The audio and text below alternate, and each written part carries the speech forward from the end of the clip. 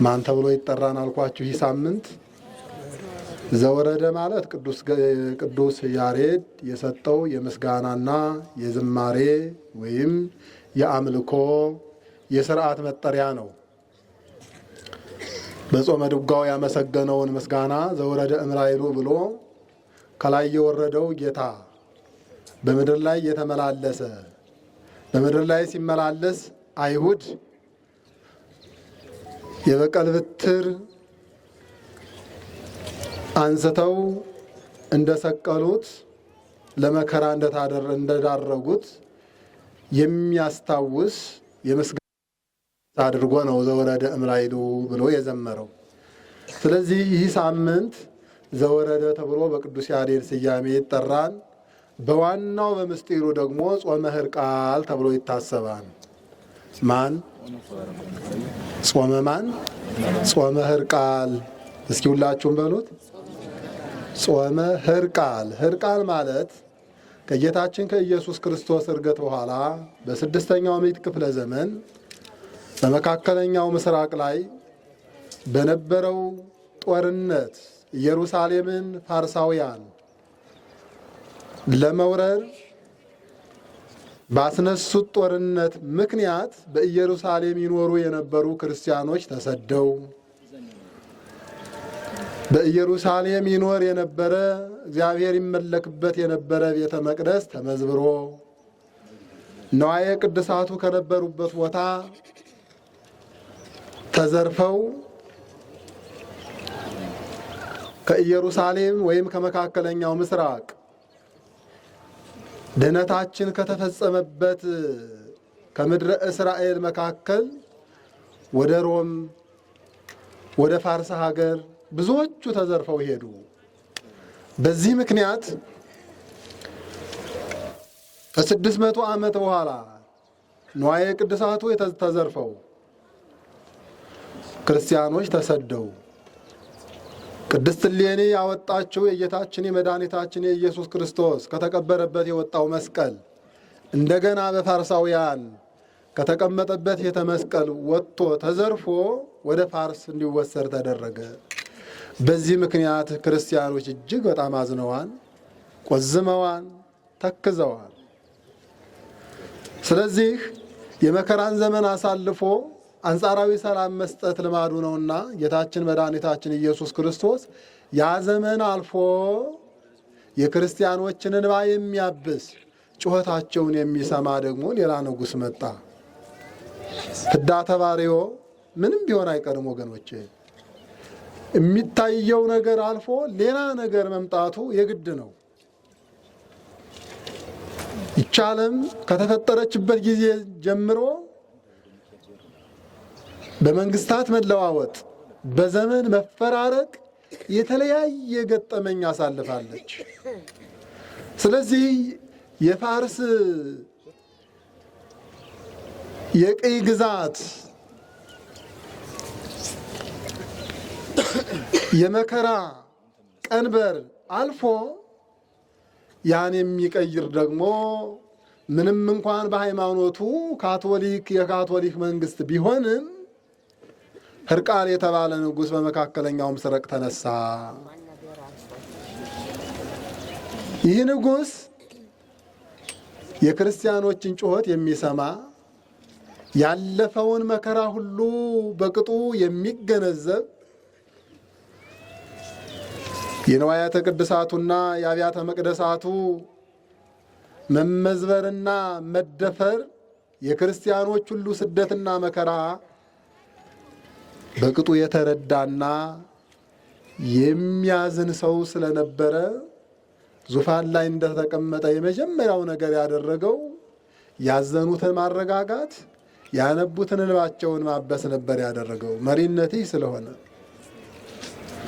በዚህ ጊዜ ክርስቲያኖችን ሰብስቦ የደረሰውን ያለፈውን መከራ ሁሉ ሲጠይቅ የሆነው ነገር ሆኗል፣ ሞተናል፣ የግል ንብረታችን ተዘርፏል፣ መከራ ሁሉ ወርዶብናል።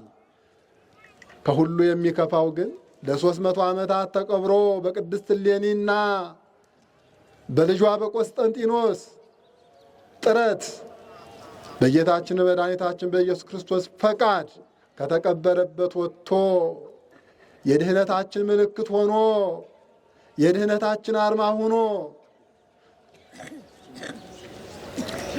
ታሽተን የምንድንበት አማትበን ሰይጣንን የምናሸንፍበት መስቀል በፋርስ ዘራፊዎች ወዴት እንደሄደ አናውቅምና የእሱን ጉዳይ አጀንዳ አድርግልን አሉት። የመስቀሉ ጉዳይ ነው ጉዳያችን፣ የግል ንብረታችን፣ በሕይወታችን ላይ ያለፈው ሰቆቃ አይደለም። እሱስ ሁሉን የሚያሳልፍ እግዚአብሔር አሳልፎት ይኸው ዛሬ እፎይታ አግኝተናል። ትልቁ ነገር ግን የመስቀሉ ጉዳይ ነው። መስቀሉን ከተቀመጠበት ከቤተ መቅደስ አውጥተው ወዴት እንደወሰዱት አናውቅም አሉት። በዚህ ጊዜ ይህንን ነገር ወስዶ ንጉሥ ሕርቃል የሆነውን ነገር ሁሉ ከፋርስ እስከ ባቢሎን መረጃ ሰበሰበ። መስቀሉ ያለበትን ጠየቀ።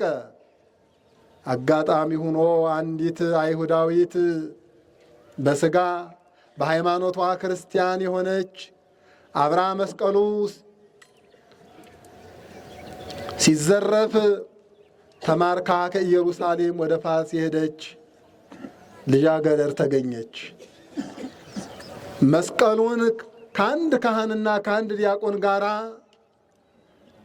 በጭካኔ እነዚህ ኢአማንያን አብረው የቀበሩበትን ቦታ ከተማረከችበት በቤት ሰራተኝነት ከምንኖርበት ታይ ነበር። ይህ ሁሉ ነገር እግዚአብሔር የሚያደርገው ነው ወገኖች። እነዚህ ሰዎች ሲቀብሩ ማንም አለ ብለው አላሰቡም። ነገር ግን ይቺ አማኝ የሆነች ሴት ልጅ በጭካኔ ያን ካህንና አገልጋይ ከመስቀሉ ጋር ቆፍረው ሲቀብሩ በዓይነ ቁራኛ ሆና ትመለከት ነበር። በዚህ ጊዜ ሕርቃል ሀገሩን ሁሉ እያሰሰ መስቀሉ የተደበቀበትን እየፈለገ እንዳለ ይቺ ሴት ምልክት ሰጠች። ቀጣይ ለሕይወቴ ዋስትና የምትሰጠኝ ከሆነ መስቀሉ የተቀበረበትን እኔ ያውቃለሁ ብላ እየመራች ወስዳ ለንጉሡ አሳየች። ከተቀበረበት ያን መስቀል ንጉሡ አወጣው።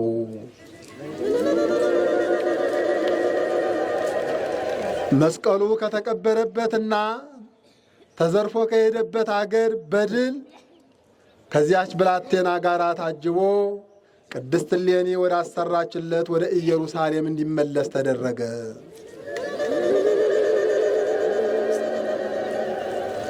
ስለዚህ መጀመሪያ ሕርቃል ክርስቲያኖችን ሰብስቦ ሲያወያይ እናንተም በጸሎት አግዙኝ፣ መስቀሉ ከተቀበረበትና ወይም መስቀሉ ከተሰወረበት ቦታ አግኝቼ እንዳመጣ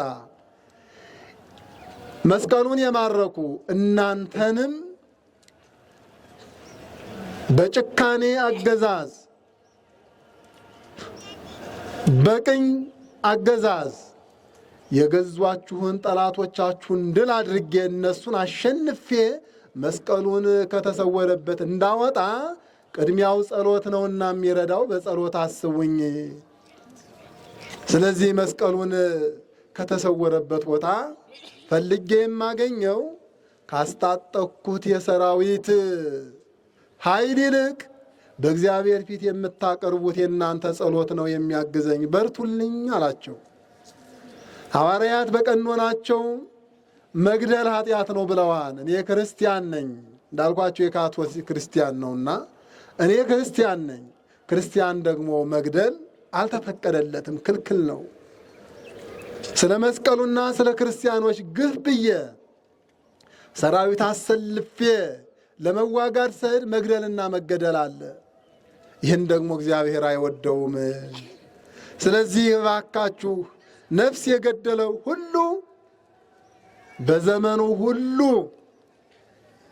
እስከ ዕድሜ ልኩ ድረስ ይጹም ብለው ሐዋርያት ሥራ ሰርተዋል። እየሰማችሁኝ ነው? ነፍስ ያጠፋ እስከ ዕድሜ ፍጻሜው ይጹም ብለው ሐዋርያት በቀኖና ሰርተዋል። ስለዚህ ጾሙ አይደለም እግዚአብሔር መግደልን ይጠላል። እግዚአብሔር መገዳደልን አይወድም። መስቀሉን ማምጣት ያን ጨካኝ ጠላት መዋጋት ለእኔ ቀላል ነው። ስለዚህ ይህንን ጾም እስከ ዕድሜ ልከው ይጹም ያሉት ሐዋርያት፣ እሱም ሌላ የሐዋርያት ትእዛዝ ነው።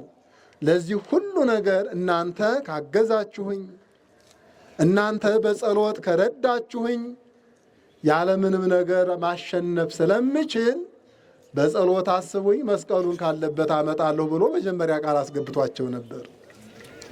በዚህ ጊዜ በኢየሩሳሌም የሚኖሩ ክርስቲያኖች ሁሉ እንጾምልሃለን፣ መስቀሉ ካለበት አምጣልን፣ የተማረኩ ወገኖቻችን መልስልን፣ የተሰደዱት ወደ ሀገራቸው እንዲመጡ አድርግ እንጂ እኛስ የአንተ ዕድሜ ቢበዛ 80 ነው፣ የ80 ዓመቱን ዕድሜህን ሁሉ ተካፍለን 1 ሳምንት እንጾምልሃለን አሉት።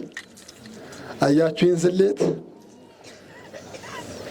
ዕድሜ ልኩን ይጹም ነፍስ ያጠፋ ቢባልም እንኳን በእርግጥ ክርስትና ብልጠት አይደለም። በነገራችን ላይ የእነሱን ሐሳብ ነው አሁን ታሪክ የሚነግረን። 70 ከ80 አይበልጥም። ግፋ ቢል በዛ ቢባል ምናልባት አንዳንድ በጣት የሚቆጠሩ ሰዎች ወደ 90 ሊሸጋገሩ ይችል ይሆናል አይደል? የሰው ልጅ የእድሜው ማክተሚያ 80 ነው።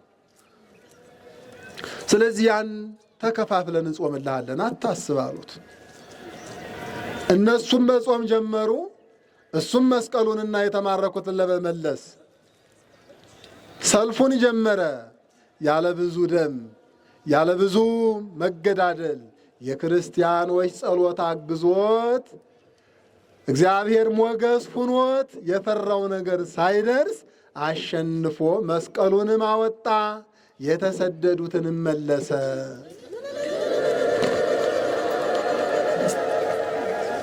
ክርስቲያኖች ከሁሉም በላይ ጉልበታችን እግዚአብሔር ነው። ቅዱስ መጽሐፍ ጉልበቴ ሆይ አመሰግንሃለሁ ይላል። ቅዱስ ዳዊት እግዚአብሔርን ምን አለው? ጉልበቴ ሆይ። እየሰማችሁኝ ነው? ጉልበቴ ሆይ አመሰግንሃለሁ አለ።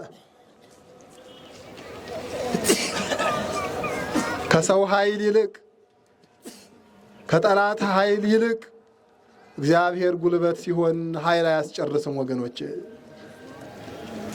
የእግዚአብሔር ጉልበትነት ኃይል አያስጨርስም። ለእኛ ለክርስቲያኖች ጉልበታችን እግዚአብሔር ነው። አያልፍም የተባለው ሁሉ አለፈ። ያን የምናስብበት የድል ጾም ነውና አባቶቻችን ይህ ጾም የመስቀል ጾም ነው። ይህ ጾም ክርስቲያኖች ድል ናፍቀው ለድል የጾሙት ጾም ነው። የድልን ጾም ከድል ጾም ጋር አንድ የምናደርገው ለክርስቲያኖች የስርዓተ አምልኮ ምልክት ሁኖ የማሸነፊያ ስልት ሁኖ ይቀጥላልና ከአብይ ጾም ጋር እንዲሆን ብለው ስራ ስለሰሩልን አብይ ጾም ተብሎ በጥቅሉ ይጠራል። ስለዚህ ይህ ጾም የድል ጾም ስለሆነ ይህ ሳምንት ከጌታችን ከኢየሱስ ክርስቶስ ጋር አንድ ሆኖ እንዲጾም ተደረገ ማለት ነው።